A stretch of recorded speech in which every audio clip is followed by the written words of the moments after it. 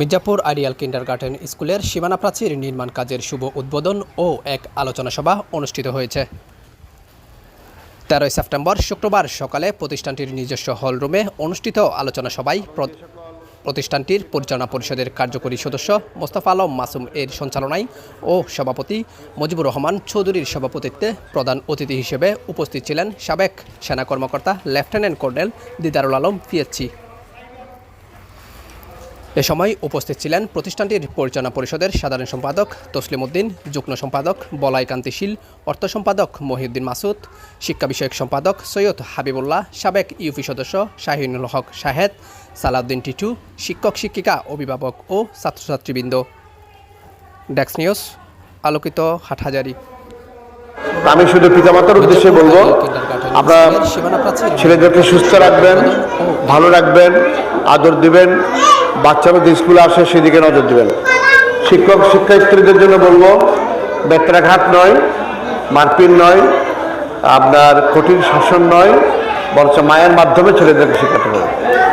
আপনারা যারা শিক্ষিকা আছেন, আপনারা তাদের মা বা কারো হয়তো চাচি যেভাবে হোক আদর দিয়ে শিখলে তার এটা মনে থাকবে।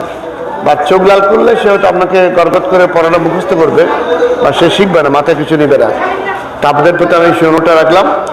আর স্কুলের যে অবকাঠামো আমি দেখতে পাচ্ছি বেশ ভালোই তো, মাঠ আছে, তারপর ক্লাসের মধ্যে ফ্যান আছে, ইলেকট্রিসিটি আছে, বাচ্চাদের বসার জায়গা আছে।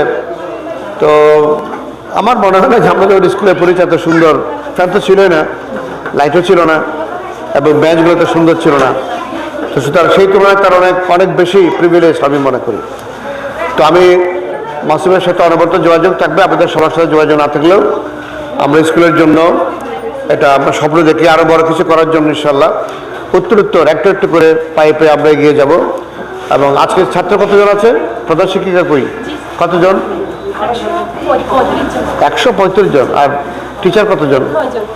9 জন। আচ্ছা, টিচারদেরকে কি চাপানি খাওয়ার জন্য দেওয়া যায়? চাপানি খাওয়ার জন্য তারা কি একটু পাই, অনারেম পাই কি? হ্যাঁ, রাইট, ওকে। তো এই মাস থেকে বাসু একটু আমাকে যোগ করে নিন এটার সাথে, আমিও সামান্য অবদান রাখবো। মাস হিসেবে আমি সামান্য একটু অবদান রাখবো এটার জন্য, তুমি এটা আমাকে নির্ধারণ করে দিও। এটা হলো একটা। 2 নম্বর হচ্ছে যে কর্মকাণ্ড যেগুলো আছে, যদি আমরা কোনো প্রজেক্ট করতে পারি, শিক্ষা প্রতিষ্ঠানের শিক্ষা মন্ত্রণালয়ের মাধ্যমে হোক বা এটা প্রাইমারি গণশিক্ষার মাধ্যমে হোক অথবা অন্য জায়গা থেকে যে অনুদানগুলো আসে সেগুলোর মাধ্যমে হোক, যদি ছোটো ছোটো প্রজেক্ট করে দেওয়া যেতে পারে, আমিও চেষ্টা করবো সেই প্রজেক্টের আওতায়। খুব বড় প্রজেক্ট দিলে অনেক সময় গভর্নমেন্টের অ্যালটমেন্ট পাওয়া খুব ডিফিকাল্ট হয় বা কোনো সংস্থার অ্যালটমেন্ট পেতে অসুবিধা হয়। ছোটো ছোটো প্রজেক্ট করে দিলে, যেমন দেওয়াল করছে এটা একটা প্রজেক্ট, স্কুলের দরজা করতে হবে সেটা একটা ছোট্ট প্রজেক্ট, 8টা রুম করতে হবে সেটা একটা প্রজেক্ট, 2টা টয়লেট করতে হবে সেটা একটা প্রজেক্ট। ছোটো ছোটো প্রজেক্ট করে দিলে অনুদানগুলো পেতে সহজ হয়। আমি যেমন অনেক বড় কথা বলি, আমার এখানে 20 লক্ষ টাকা লাগবে, তখন তো অনেকে ভয় পাই যায়। 20 লক্ষ টাকার মধ্যে আমি 10,000 টাকা দেবো, এটার কোনো কাজে আসবে না, এরকম মনে করে।